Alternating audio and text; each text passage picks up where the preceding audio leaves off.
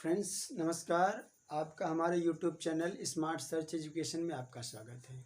आज हम आपको पढ़ाने वाले हैं कक्षा 11 की फिजिक्स और उसमें आपका जो चैप्टर है वो चैप्टर का नाम है गुरुत्वाकर्षण, ग्रेविटेशन। आज हम बताएंगे आपको ग्रेविटेशन के बारे में। तो फ्रेंड्स कभी कभी आपको बड़ी जिज्ञासा होती होगी कि ये दिन रात कैसे होती हैं। सूर्य का पूर्व में निकलना, पश्चिम में अस्त होना, ये किस प्रकार से घटनाएं होती हैं। सूर्य का पूर्व में निकलना, पश्चिम में अस्त होना, चंद्रमा का कलाओं के रूप में घटना बढ़ना, चंद्रमा का रात्रि में उदय होना, दिन में दिखाई न देना और रात्रि में तारों का टिमटिमाना, सूर्य ग्रहण, चंद्र ग्रहण और चंद्रमा का पृथ्वी के चारों ओर चक्कर लगाना, पृथ्वी का सूर्य की ओर चारों ओर चक्कर लगाना, इन सभी घटनाओं का अध्ययन करेंगे। और इन सभी घटनाओं के बारे में बड़ी जिज्ञासा होती होगी कि ये सब होता कैसे है। तो फ्रेंड्स आज इसी के बारे में आप पढ़ेंगे। तो फ्रेंड्स जो है इन सभी घटनाओं के बारे में जो प्राचीन दार्शनिक हुए हैं वो इन सभी घटनाओं के बारे में अध्ययन किया है। इसको अंतरिक्ष में झांकने की कोशिश की है, अंतरिक्ष में इसके रीजन को पता करने की कोशिश की है। तो कुछ जो वैज्ञानिक, जो कोई दार्शनिक हैं, भौतिक वैज्ञानिक हैं, उन्होंने बहुत प्रयास किया इसके बारे में। तो प्रयासों के बाद भी कुछ कमियां रह जाती हैं, जो उनके सिद्धांतों में कमियां रह जाती हैं, या उनको जैसा पता चला वैसा ही अपना सिद्धांत देते हैं, बाद में कुछ और पता चलता है। धीरे धीरे उसके सिद्धांतों में सुधार होता है, खोज और भी बढ़ती रहती है। तो इस प्रकार से तो जो ग्रहों के संबंध में प्रामाणिक मॉडल जो पहले प्रस्तुत था उसे प्राचीन मॉडल कहा जाता था। प्राचीन मॉडल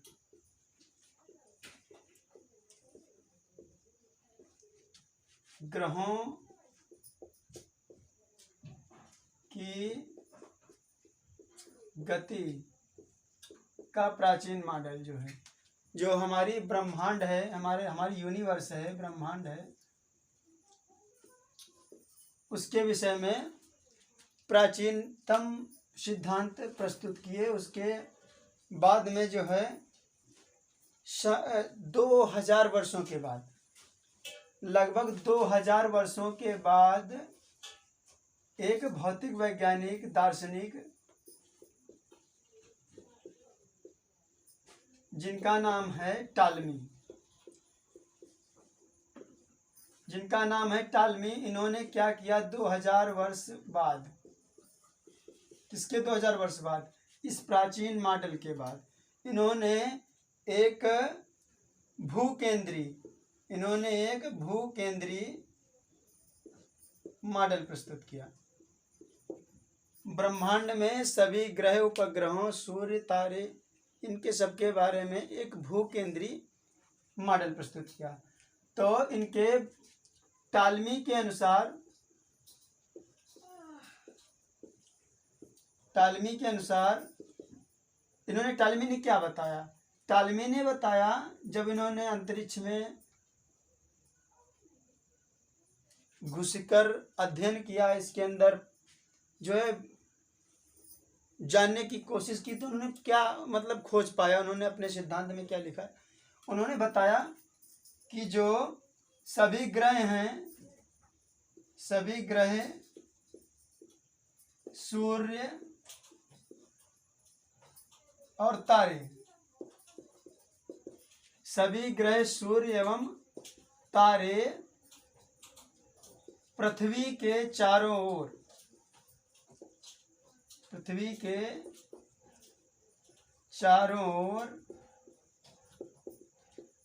परिक्रमण करते हैं।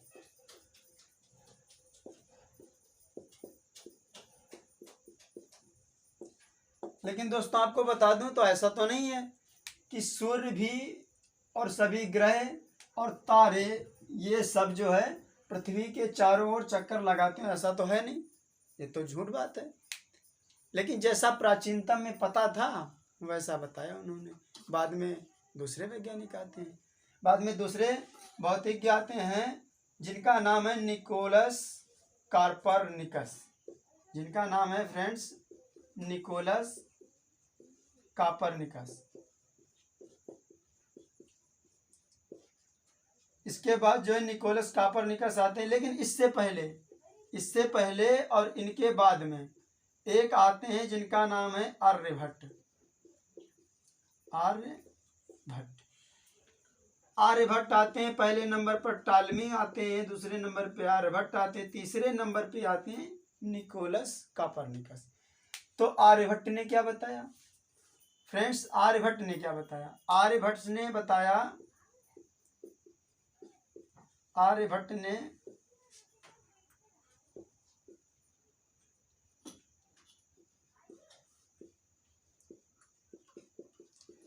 आर्यभट्ट के अनुसार आर्यभट्ट ने कहा कि सूर्य को केंद्र माना, टालमी ने पृथ्वी को केंद्र माना और उसके चारों ओर ग्रहों सूर्य और तारों को बताया कि ये चक्कर लगाते हैं, इसको भूकेंद्रीय मॉडल कहा।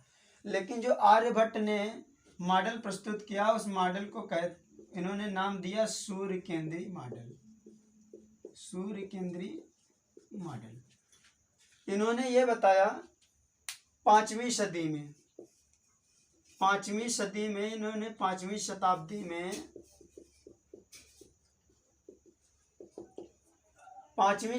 में इन्होंने ये बताया कि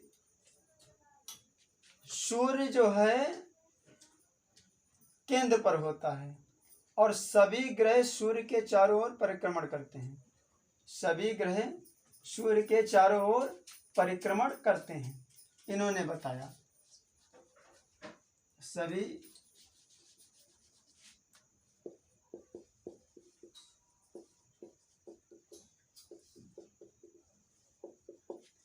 इन्होंने बताया सभी ग्रह सूर्य के चारों ओर परिक्रमण करते हैं। 5वीं शताब्दी में आर्यभट्ट ने एक सूर्य केंद्रीय मॉडल प्रस्तुत किया और उस मॉडल में उन्होंने ग्रहों की गति से संबंधित इन्होंने अपना जो बात दिया, उन्होंने बताया कि सूर्य के चारों ओर सभी ग्रह चक्कर लगाते हैं और सूर्य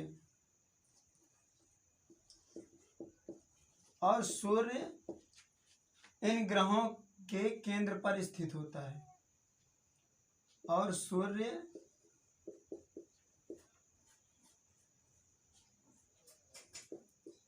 ग्रहों की वृत्तीय कक्षा के केंद्र पर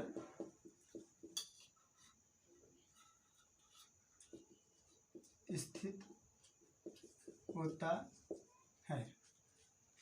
फिर इसके बाद में कुछ चीजें आर्यभट्ट ने बता पाई, कुछ नहीं बता पाए। तो कुछ चीजें आर्यभट्ट ने बता पाए, कुछ नहीं बता पाए।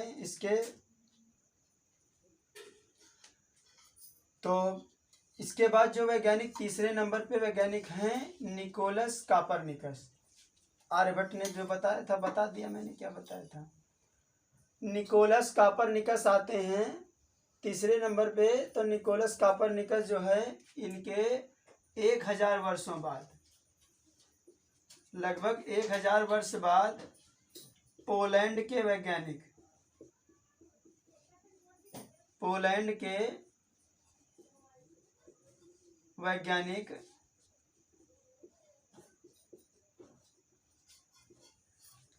निकोलस कार्परनिकस जो है आते हैं।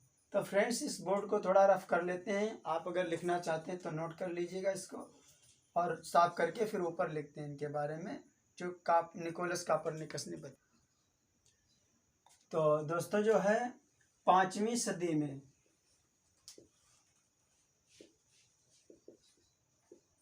5वीं सदी में आर्यभट्ट आए थे। आर्यभट्ट के 1000 वर्ष बाद पोलैंड के वैज्ञानिक का निकोलस कॉपरनिकस है। मतलब ये 5वीं सदी, ये 1000 वर्ष में 10 सदी बन गया। तो टोटल मतलब 15। 15वीं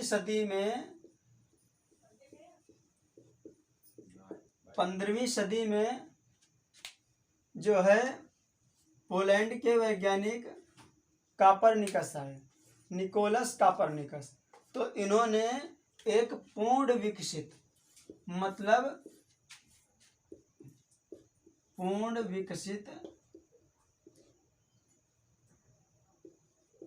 मॉडल प्रस्तुत किया।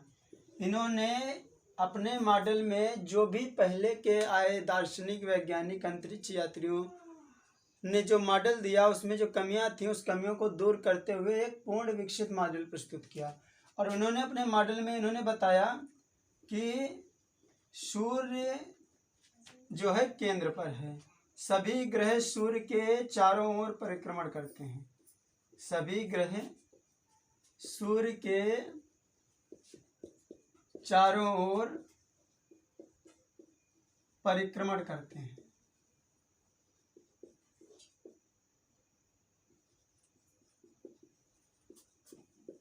ये बात तो इससे पहले आर्यभट्ट ने भी बताई थी, लेकिन इन्होंने बताया कि सूर्य के चारों ओर सभी ग्रह वृत्ताकार मार्ग पर चक्कर लगाते हैं।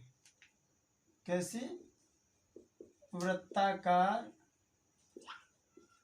मार्ग पर गति करते हैं।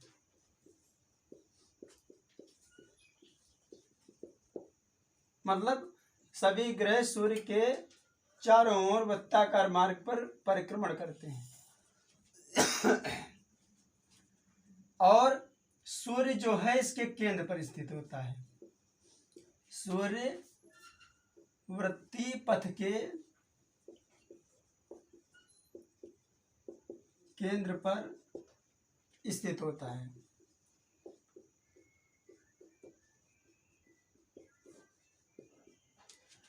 दोस्तों, इन्होंने जो सिद्धांत दिया, पूर्ण विकसित मॉडल प्रस्तुत किया, इस मॉडल के सिद्धांत का गैलीलियो गैलीली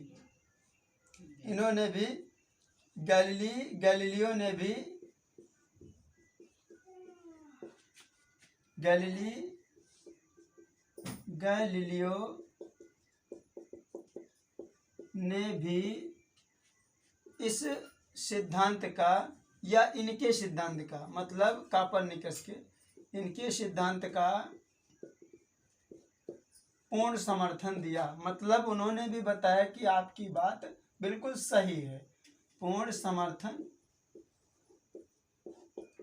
दिया। तो दोस्तों, ये तो हमारे ब्रह्मांड के विषय में जानकारी जिन्होंने प्रस्तुत की उसके विषय में अपना अपना वाद रखा, अपना अपना मॉडल प्रस्तुत किया, अपने अपने विचार व्यक्त किए। इसके बाद जो है इसी 15वीं सदी में डेनमार्क के वैज्ञानिक टाइको ब्रे आते हैं। इसी शताब्दी में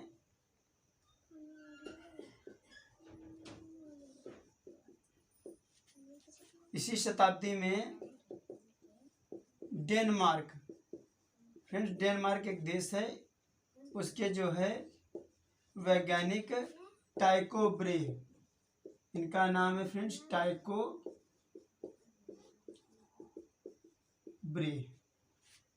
टाइको ब्रे आते हैं और पिंडों की गति के संबंध में, आकाशीय पिंडों की गति के संबंध में एक वाद प्रस्तुत करते हैं। इन्होंने अपनी नग्न आंखों से अंतरिक्ष में जो आकाशीय पिंड है उनके विषय में अध्ययन किया, नग्न आंखों से आकाशीय पिंड के विषय में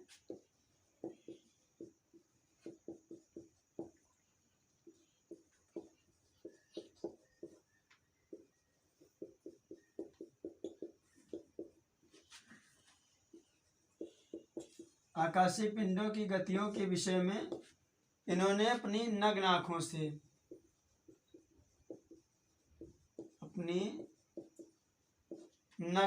से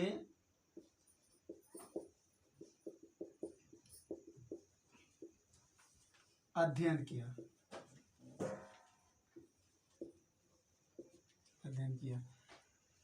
दोस्तों इसके बाद जो है इन्होंने जितने भी वैज्ञानिक आते गए अपना अपना वाद प्रस्तुत करते गए। आर्यभट्ट आए दूसरे नंबर पे निकोलस कापरनिकस आए चौथे नंबर पे डेनमार्क के वैज्ञानिक टाइको ब्रे आते हैं, टाइको ब्रे। और इसके बाद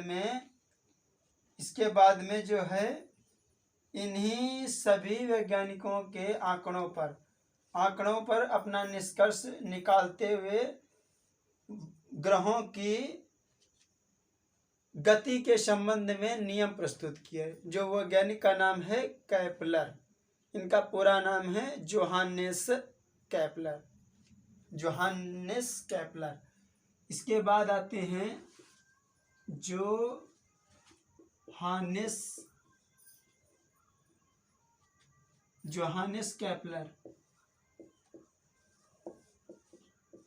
केपलर।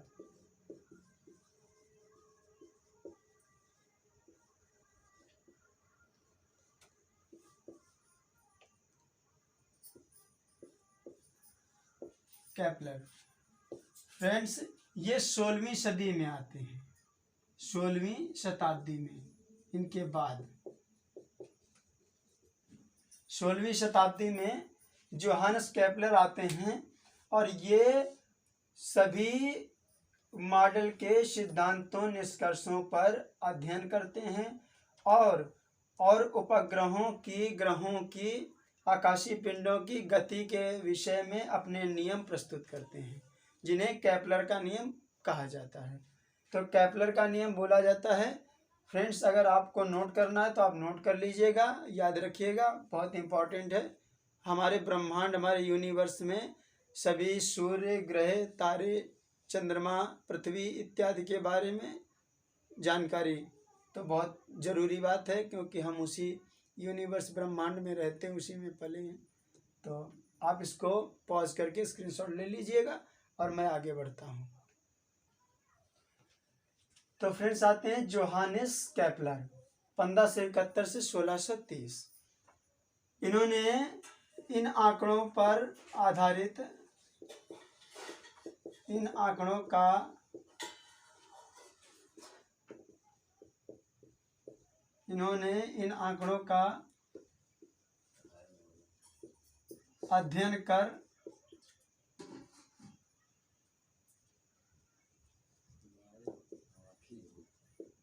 अध्ययन किया और निष्कर्ष निकाला। और इन्होंने इन निष्कर्षों के आधार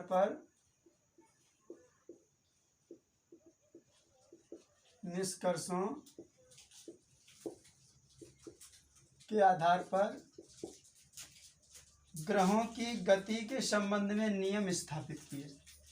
ग्रहों की गति के संबंध में तीन नियम स्थापित किए, प्रतिपादित किए।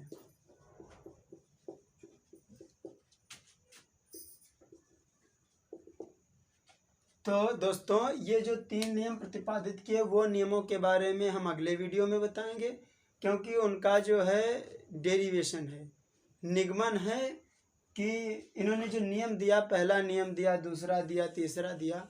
पहले नियम में इन्होंने कुछ बताया ग्रहों की गति के संबंध में, दूसरे नियम में जो बताया उसका निगमन के साथ में पूरा सिद्धीकरण है, स्पष्टीकरण है। और तीसरा नियम इन्होंने जो दिया उसका भी निगमन करते हुए बिल्कुल निगमन के आधार पे जो है स्पष्टीकरण देंगे। तो वो अगले वीडियो में आपको बताएंगे। इससे पहले हम अपने सौर परिवार की बात कर लेते हैं। सौर परिवार की तो हमारा जो सौर मंडल है, सौर परिवार है, उसके विषय में हम बात करते हैं। हमारे सौर परिवार में ग्रह हैं, उपग्रह हैं, है ना, और सूर्य है। तो हम सौर परिवार की बात कर लेते हैं। सौर परिवार या सौर मंडल। सौर मंडल, हमारे सौर मंडल में सूर्य है, जिसे बहुत बड़ा तारा कहा जाता है, गैसीय तारा। गैसों का ये गोला है,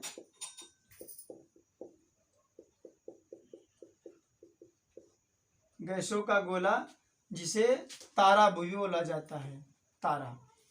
और बाकी ग्रह हैं और उपग्रह हैं। सूर्य ग्रह उपग्रहों से मिलकर हमारा सौरमंडल बना है।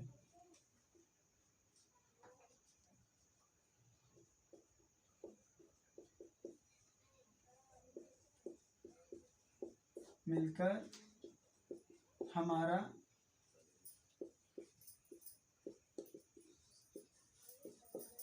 सौरमंडल बना है।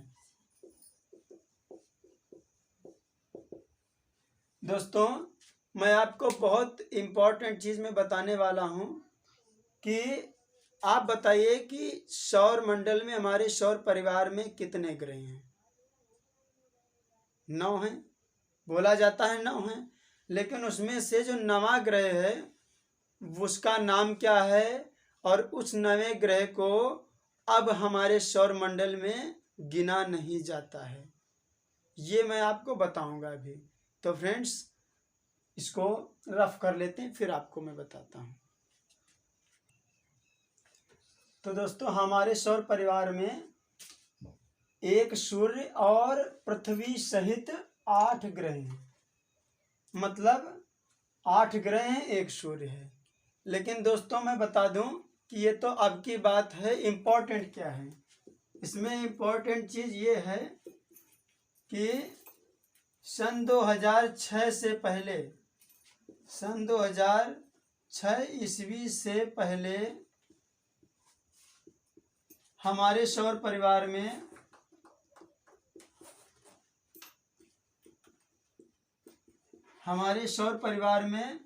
कुल 9 ग्रह थे।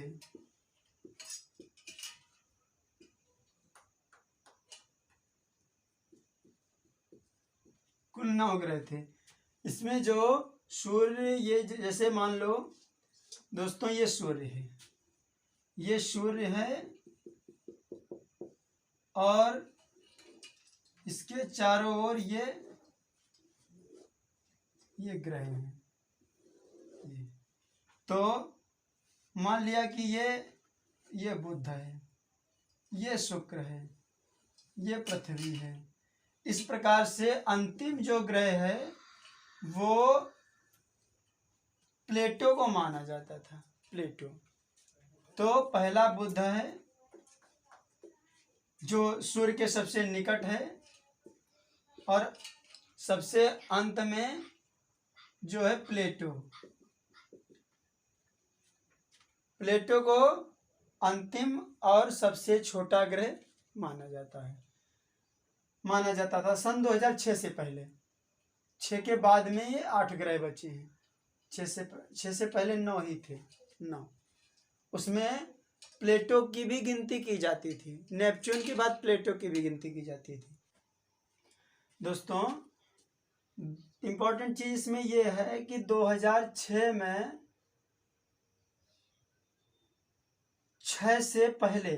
2006 ईस्वी से पहले हमारे सौर परिवार में कुल 9 ग्रह थे। और इस 9 ग्रहों में जो पहला ग्रह था वो बुध था, और 9वां ग्रह प्लेटो को गिना जाता था। प्लेटो हमारा 9वां ग्रह जो था, प्लेटो था। लेकिन इससे पहले तो प्लेटो को भी गिना जाता था। मेरा सौर परिवार का ग्रह था, 9वां ग्रह था प्लेटो। इसके बाद सन 2006 ईस्वी में ये खोजा गया। जब खोजा गया तो पाया गया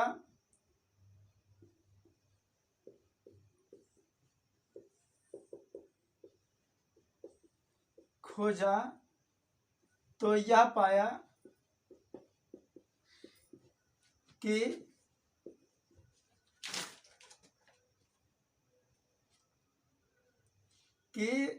जो प्लेटो है, प्लेटो ग्रह का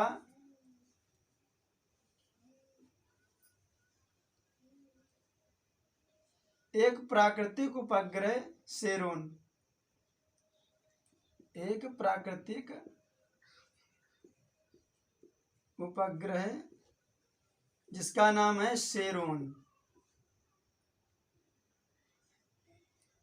सेरोन जिसका द्रव्यमान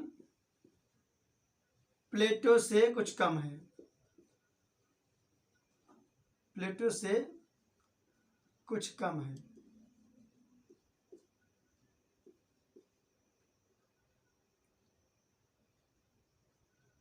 तो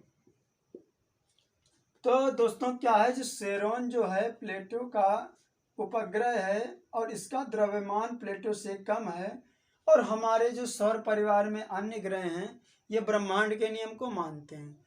ब्रह्मांड के नियम के अनुसार जो छोटा ग्रह होता, जो छोटा जिसका द्रव्यमान कम होता है वो अपने ग्रह के चारों ओर चक्कर लगाता है। जैसे कि चंद्रमा जो है पृथ्वी के चारों ओर चक्कर लगाती है, ना कि पृथ्वी चंद्रमा के। और पृथ्वी जो है द्रव्यमान में छोटी है, द्रव्यमान में कम है, आकार में भी छोटी है। तो सूर्य जो है बड़ा है, इसलिए सूर्य के पृथ्वी चक्कर लगाती है। इसी प्रकार से जो ग्रह छोटा है, द्रव्यमान में कम है, जो जिसका उपग्रह है वो अपने ग्रह की परिक्रमा करता है, ना कि ग्रह उपग्रह की परिक्रमा करता है। इसीलिए ये सभी ग्रहों में इनकी गिनती है। लेकिन जो है प्लेटो एक ऐसा उपग्रह है, प्लेटो एक ऐसा ग्रह है जिसका उपग्रह जो सेरोन है वो प्लेटो के चक्कर लगाता है और प्लेटो सेरोन के चक्कर लगाता है। ये एक दूसरे के आपस में चक्कर लगाते हैं, ये एक दूसरे के आपस में चक्कर लगाते हैं। मतलब ये प्लेटो और ये सेरोन, ये एक दूसरे के आपस में चक्कर लगाते हैं। इसलिए इनको सन 2006 ईस्वी में, क्योंकि ये ब्रह्मांड के नियम को मानते नहीं, ये तो ब्रह्मांड के नियम के बिल्कुल विपरीत है। उपग्रह को ग्रह का चक्कर लगाना चाहिए, ना कि ग्रह उपग्रह के चक्कर लगाएगा। तो ये ब्रह्मांड के बिल्कुल नियम के विरुद्ध। इसीलिए सन 2006 ईस्वी में अंतरराष्ट्रीय खगोल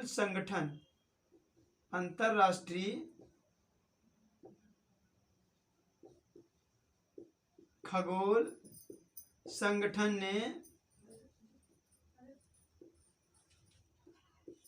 सौर परिवार से प्लेटो का नाम हटा दिया गया। सौर परिवार से प्लेटो का नाम हटा दिया और इसे क्षुद्र तारा मतलब बौने ग्रह, क्षुद्र तारा या बौने ग्रह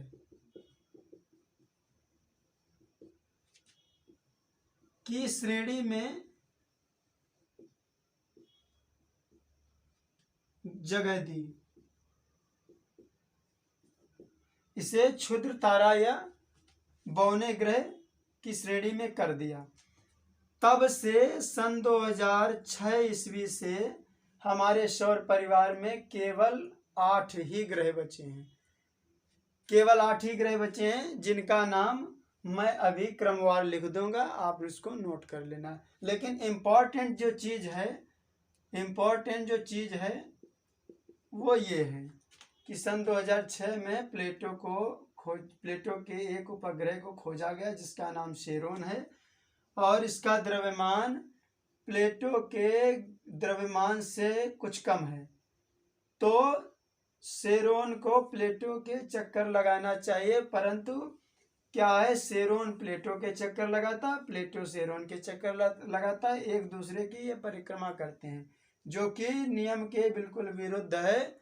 इसीलिए ब्रह्मांड के नियम के विरुद्ध के कारण अंतरराष्ट्रीय खगोल संगठन ने इसे सौर परिवार से हटा दिया है और अब हमारे सौर परिवार में केवल 8 ही ग्रह हैं, जो कि पहला ग्रह बुध है और 8वां ग्रह नेपच्यून है। अंतिम ग्रह जो कि बहुत ठंडा है और पहला ग्रह जो बुध है वो छोटा है और सूर्य के निकट होने के कारण बहुत ही गर्म है। तो दोस्तों इसको नोट कर लीजिएगा, स्क्रीनशॉट ले लीजिएगा। इसके बाद में मैं अपने सौर परिवार के 8 ग्रहों के बारे में कुछ जानकारी देते हैं और इसके बाद अपने बात को समाप्त करते हैं। दोस्तों 2006 ईस्वी से हमारे सौर परिवार में कुल 8 ग्रह हैं पृथ्वी से। तो जो है हमारे सूर्य के सबसे निकट ग्रह है वो बुध है और सबसे दूर ग्रह है वो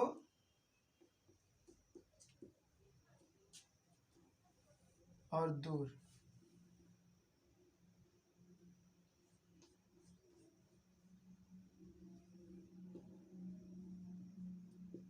सबसे निकट सबसे दूर।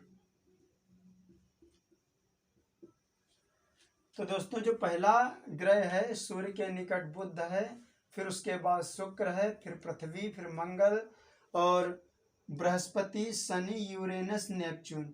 दोस्तों इसके बाद हमारा नवा ग्रह जो था प्लेटो था, लेकिन उसको हटा दिया गया है। तो ये हमारा सूर्य है, एस फॉर सन।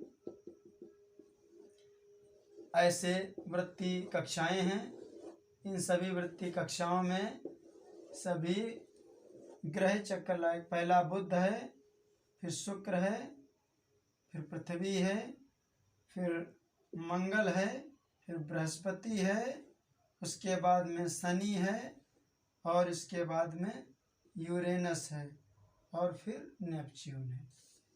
ये नेपच्यून है। तो दोस्तों मैं बता दूं आपको, जो बुध है सबसे गर्म ग्रह है। सूर्य के निकट होने के कारण ये बुध सबसे गर्म ग्रह है और सूर्य से सबसे दूर होने के कारण जो आखिरी जो ग्रह है आपका नेपच्यून, वो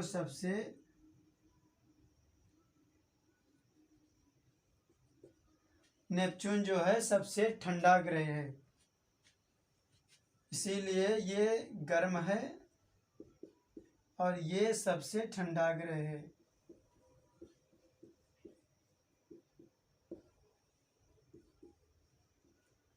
तो दोस्तों आपका 2 जीके का क्वेश्चन हो गया। सूर्य से सबसे दूर जो ग्रह है नेपच्यून है, सबसे ठंडा है नेपच्यून और सबसे निकट सूर्य के बुध है और गर्म भी है। और फ्रेंड्स जो है हमारे सौर परिवार में सबसे बड़ा ग्रह कौन सा है, तो मैं बता दूं फ्रेंड्स, हमारे सौर परिवार में बृहस्पति जो ग्रह है वो सबसे बड़ा है। आकार में सबसे बड़ा ग्रह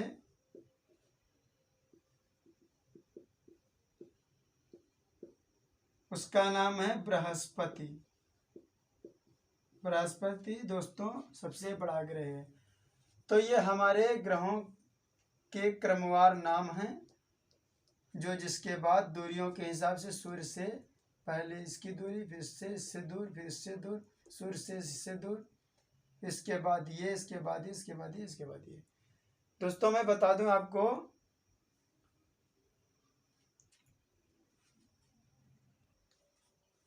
दोस्तों इसके बाद जो है नंबर आता है उपग्रहों का। ये तो ग्रह हो गए। तो दोस्तों पहले आपका फिर उपग्रह आता है। पहले सबसे पहले उपग्रह किसको कहते हैं, उपग्रह की क्या परिभाषा है, और उसके बाद में किसके कितने उपग्रह हैं मैं भी बताता हूँ।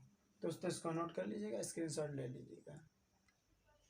दोस्तों उपग्रह ऐसे आकाशीय पिंड जो ग्रहों के चारों ओर एक निश्चित वृत्तीय कक्षाओं में चक्कर लगाते हैं या परिक्रमण करते हैं, उपग्रह कहलाते हैं। तो दोस्तों ऐसे आकाशीय पिंड जो ग्रहों के चारों ओर एक निश्चित वृत्तीय कक्षाओं में चक्कर लगाते हैं।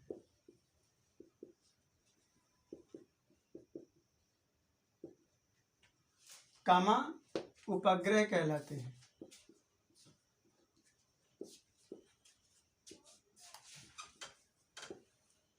दोस्तों पृथ्वी का एक उपग्रह है। पृथ्वी का प्राकृतिक जो उपग्रह है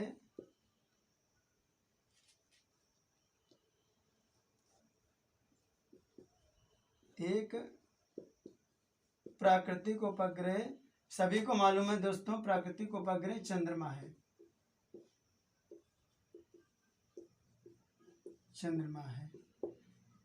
दोस्तों पृथ्वी का जो एक प्राकृतिक उपग्रह है वो चंद्रमा है। इसी प्रकार से हमारे सौर परिवार में सभी ग्रहों के अलग अलग, सभी ग्रहों के तो नहीं कह सकते, उसमें से 2 ग्रहों के तो अभी तक ज्ञात नहीं है, बाकी 2 ग्रहों को छोड़ के अन्य सभी ग्रहों के उपग्रह अलग अलग हैं। तो मंगल के, जैसा कि मैं बता दूं, मंगल के 2 उपग्रह हैं। मंगल के 2 उपग्रह हैं। बृहस्पति के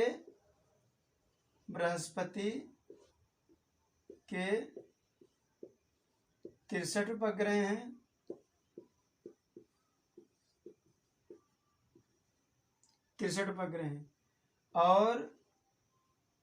और जो इसके बाद में आता है, बृहस्पति के 63 उपग्रह हैं। और शनि, दोस्तों आपने देखा होगा जो शनि ग्रह है उसके चारों ओर एक छल्ला जैसा बना होता है जिसको वलय कहा जाता है। जिसको वलय कहा जाता है। ये वलय छल्ला किस कारण है? क्या ये वास्तव में एक छल्ला है या ये छल्ला जैसा दिखता है? ये वास्तव में कोई छल्ला नहीं है, लेकिन शनि के 31 उपग्रह शनि के चारों ओर वृत्तीय कक्षाओं में चक्कर लगाते हैं। और ये सभी वृत्तीय कक्षाओं में जब चक्कर लगाते हैं तो ऐसा मालूम पड़ता है कि शनि के चारों ओर एक छल्ला जैसा बन गया है, इसीलिए ये वलय जैसा लगता है। दोस्तों इसीलिए शनि के चारों ओर वलय जैसा लगता है। और इसके बाद बता दूं, यूरेनस के फ्रेंड्स जो है 27 उपग्रह हैं। यूरेनस के 27 उपग्रह हैं। ऐसे ही नेपच्यून आ गया। नेपच्यून के 13 उपग्रह हैं। नेपच्यून के 13 उपग्रह हैं। और इन सभी हमारे सौर परिवार के इन सभी ग्रहों में अभी तक सौर परिवार में अभी तक बुध